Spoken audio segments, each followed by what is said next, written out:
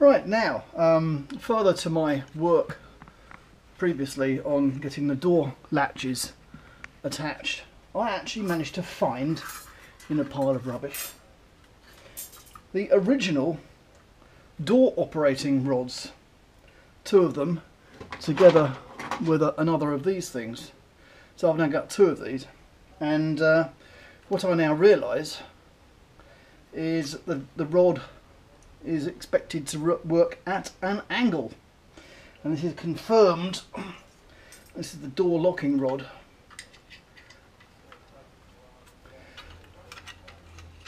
That's also got a bend on it. Can you see that? So that makes quite a big difference actually, because it means that the, I don't know what you call this, guide, I suppose it's a guide, means it sits on the rod down, as it were, downhill from the lock itself. So if I spin that around, whoop, it puts that guide somewhere here, rather than, as I've made these things, up here. Now that is an advantage in its own right, because okay, this is not trimmed yet, but I would prefer to avoid putting screws in it as far as possible. So what I think I'm going to do is, I'm still not going to use these because they're horribly rusty. It's wiping your face there. I'm going to alter these rods, straighten them out. I think this one needs a steeper bend on it to make it come out downhill at an angle, and the other one obviously needs to be have a bend in it where there isn't one, and where there is one, it needs to be straightened out. And I think overall, because it's coming down at an angle more, it means that the rods are actually too, they needn't be as long. So that's what I'm going to do. I'm just going to straighten them out. I'm going to put the guide boss thing in place. I think it will work actually, although it's designed for slightly thinner rod. I think I can drill out the slot if necessary and just reuse this. It's not the loveliest looking item, but it's hidden inside the door anyway.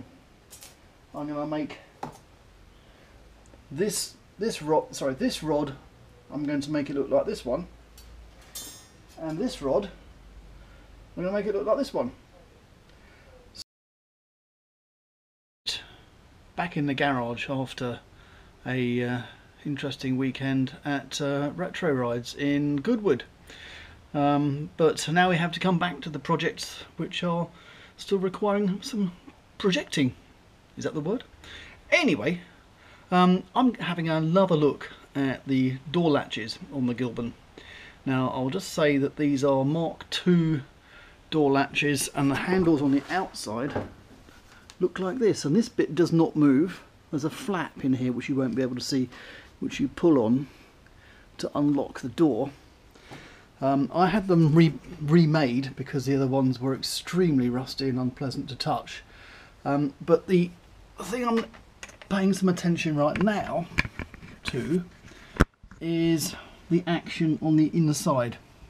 Now, up here is a lever which attaches to the flap that you couldn't see on the other side, and when you pull on it, that's what happens. It's very tight, especially when it's latched, and that's the reason for that is the lever where it attaches to your hand, as it were, is only about that long, whereas the operating lever in here to the fulcrum point is about that long, and basically there's not very much leverage, not very much travel. Not only that, I find that the method of attachment between the operating arm and the actual lock or catch actuator here, it's not very good, is it? So I think I'm going to have another go, or have a go at reinventing that catch to provide it with some more leverage. And I think what I'm going to do is make use of the, try and get this unconnected, there we go, make use of a bit of an extra leverage. Now this is actually a lock mounting bolt coming through from the actual catch on the other side, and I'm going to make a lever that pivots on that bolt, attaches to the actuator here, and then attaches to the handle part of it up here somewhere, and see if we can arrive at an improved situation, preferably one that doesn't use this slightly sad item to operate it as well. I can feel some improvements coming on in full kind of resto mod mode. Resto mod mode? You know what I mean. So let's see what I come up with.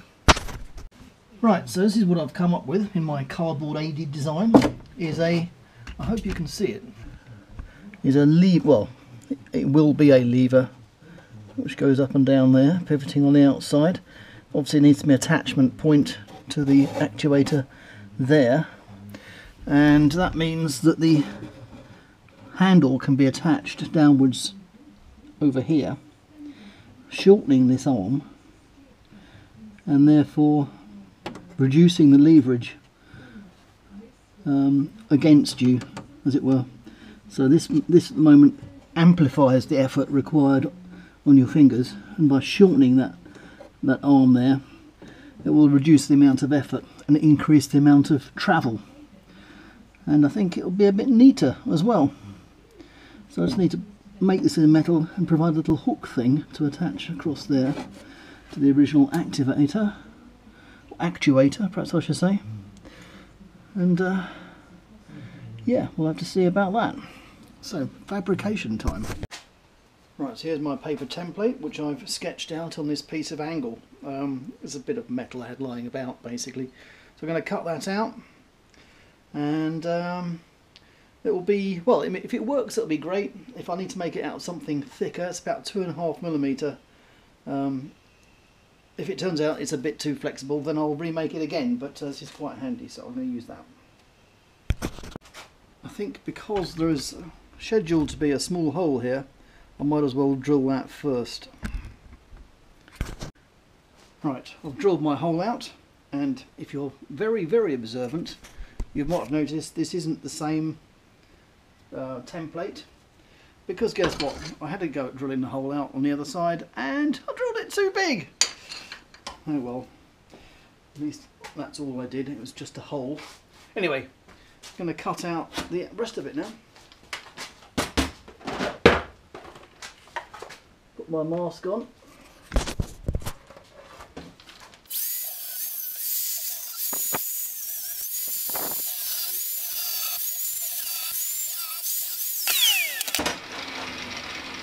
Well, that's my very rough first cut.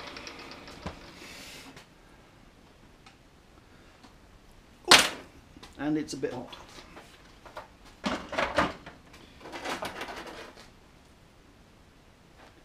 Yep, it's still a bit hot.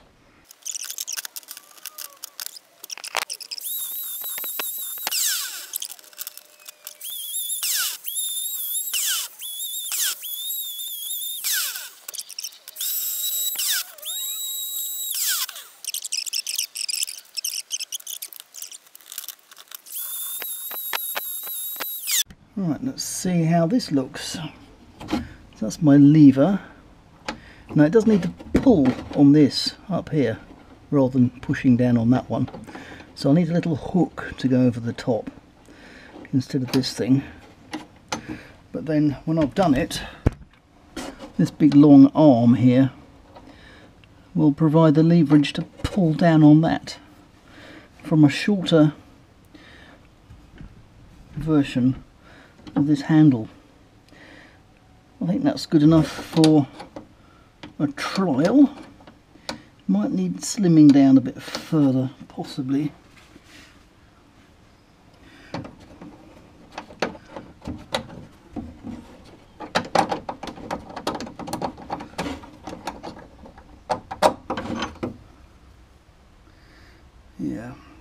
might need a bit more slimmerising.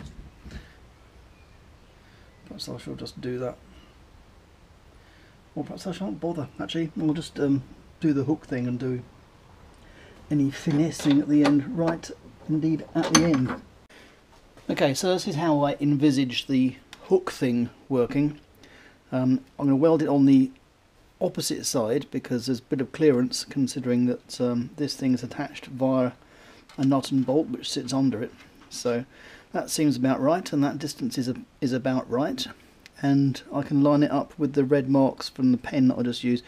Clearly I can't weld it properly, but what I can do right away is just tack it on just there. So that's what I'll do, and I'll turn it over and do the rest. Rather than try and attach an earth clamp directly to it, this is a steel sheet and I have actually got an earth clamp over there, so hopefully that will be enough at least for the initial tacking.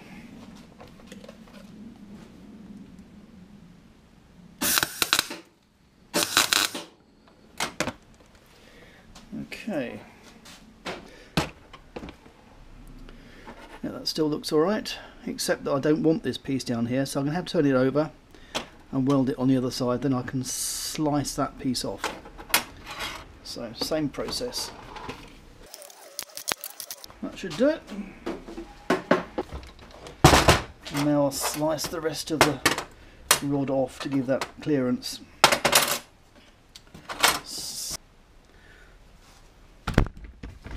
Alright, so that's the back side. I could smooth that off, but let's see if it works properly. Still quite hot, still quite hot. Perhaps I'll slice it, perhaps I'll smooth it off now.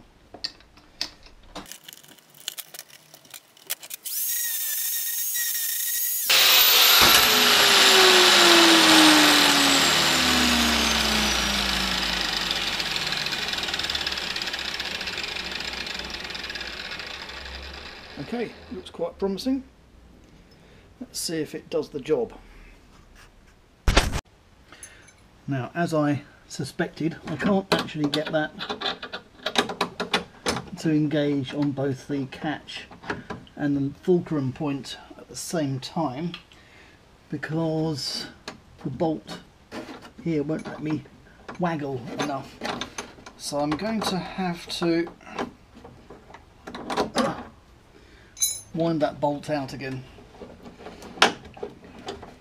It's threaded as a nut on the end of it, obviously, so I'll have to tighten up afterwards.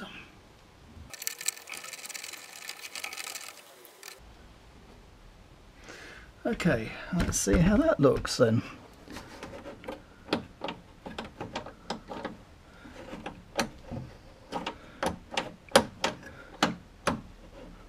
I'm quite pleased with that. And from the amount of effort point of view, this with my finger directly, and this, hard to say really, without measuring it in some way. I've just noticed it's catching on the end of the lock handle. Well, that will have to take account of that when it's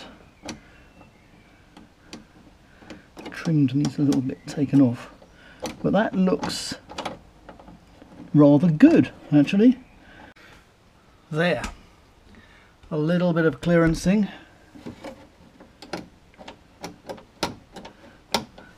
Can you see that? There we go. And the lock mechanism, when it's fully up, which I think, yeah, I wonder if it could do a little bit more clearancing. Okay, some small mods on the actual handle.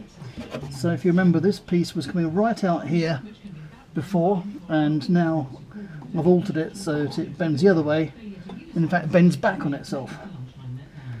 And that brings that nicely in line with the end of this arm that I've made.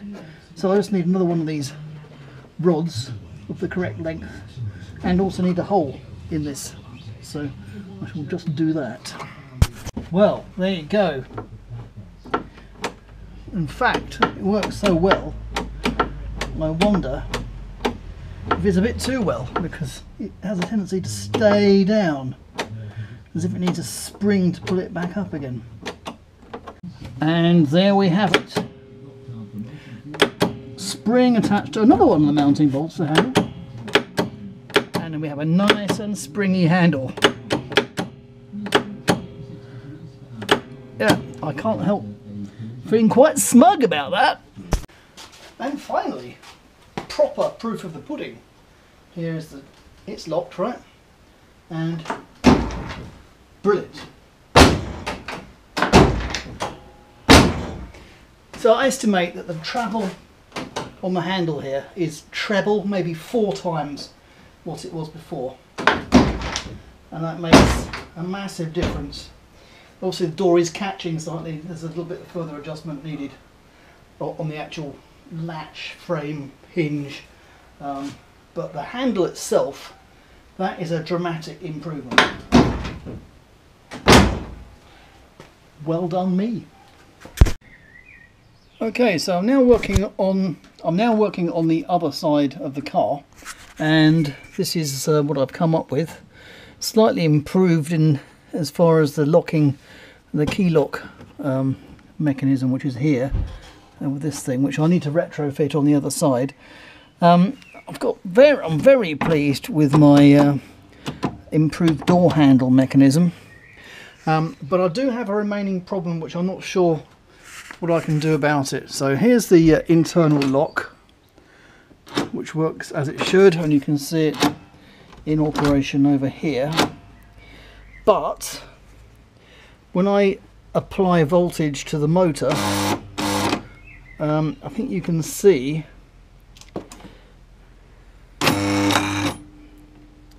that well, it works well in that direction.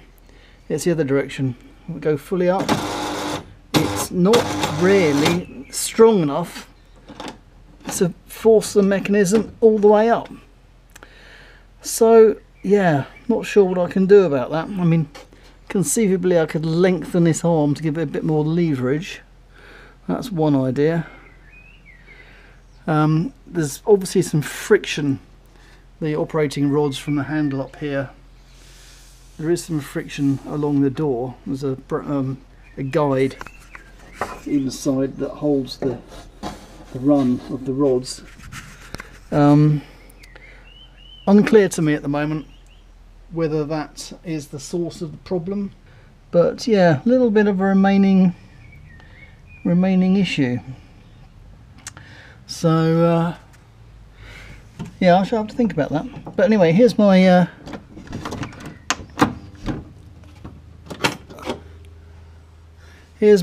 door handle in action,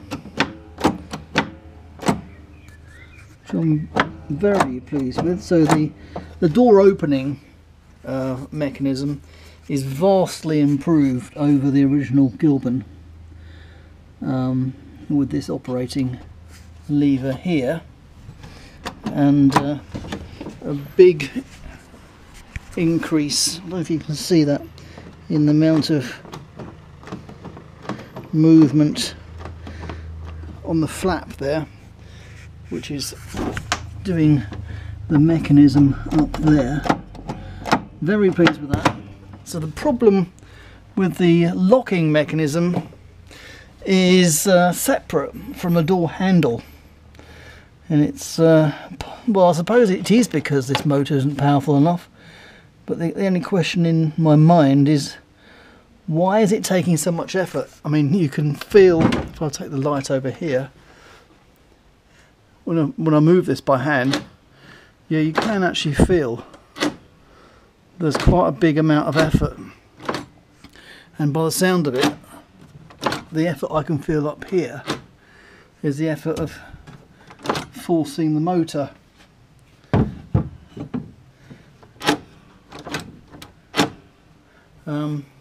There's some gearing thing here happening here.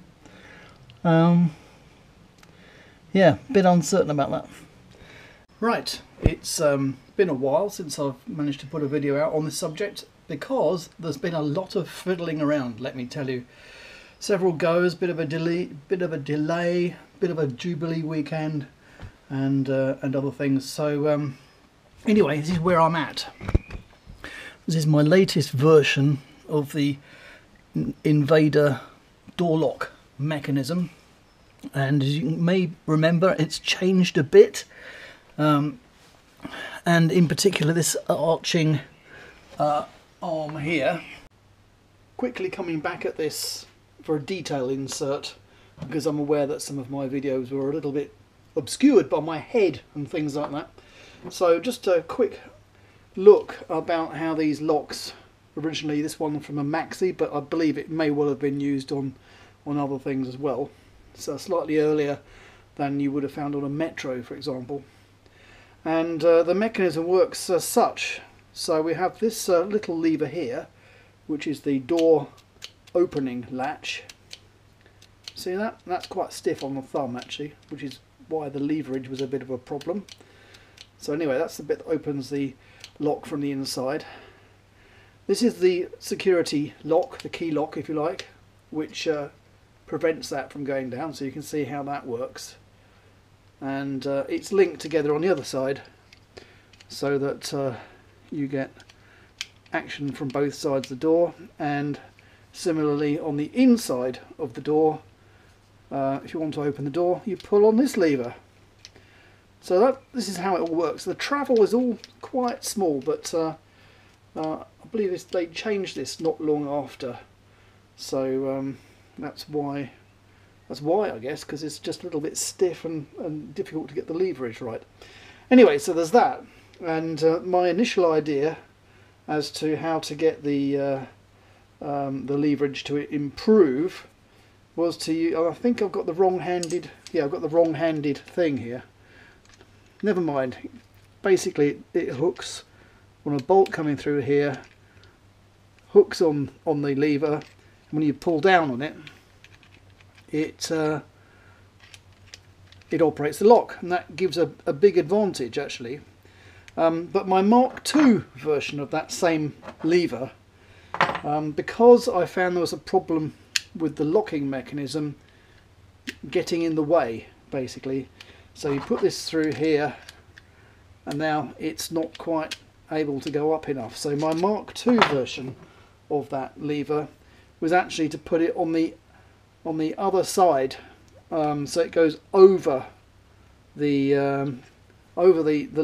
catch actuator rather than under it, which is what it did before. So that means it doesn't get in the way of this thing. So again, I think I might have the wrong-handed. Oh no, maybe not. Okay. I think it probably is actually.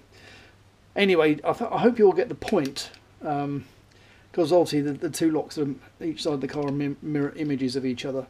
So this is how we get the extra leverage, and the Mark II version goes over the catcher, thereby avoiding the little bit down here. Anyway, that's the action of the catch. So we have catch opening, catch locking, and you've got the same thing from both sides. So catch opening from the inside and locking from the inside as well. That's it. Which you can see, I think I've now changed it so it goes over the top of the mechanism rather than through the middle of it, which is what this version, this version used to do. So it's the ends are in the same places, but the positioning, the spacing over the top is different. Plus, I've put a little standoff in here so it goes up to provide some more clearance. That's one part of it. So the part where I was complaining that the whole system, including the original door handle there, was too stiff, that was a major issue actually, especially for the external door locks. There was just too much effort required to do that, and that has been resolved by here's another set of those door handles. There's a spring on the back, which helps, I guess, this latch in place.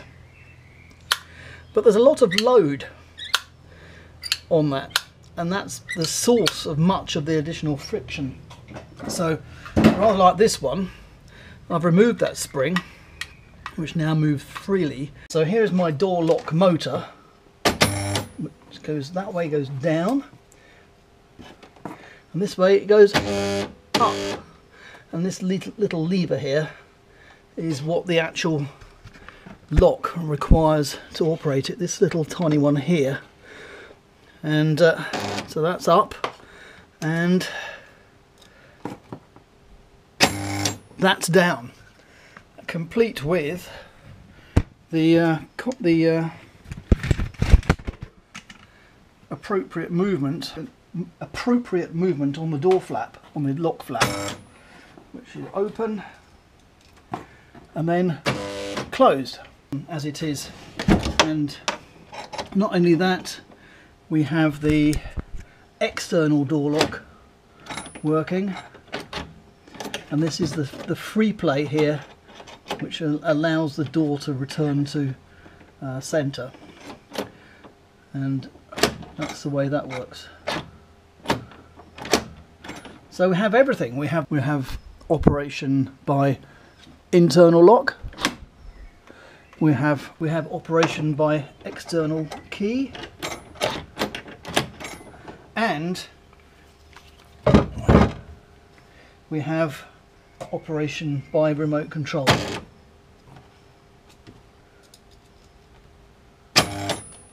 And on top of that, the door lock itself, the door handle, in terms of actually opening it, that all works correctly as well.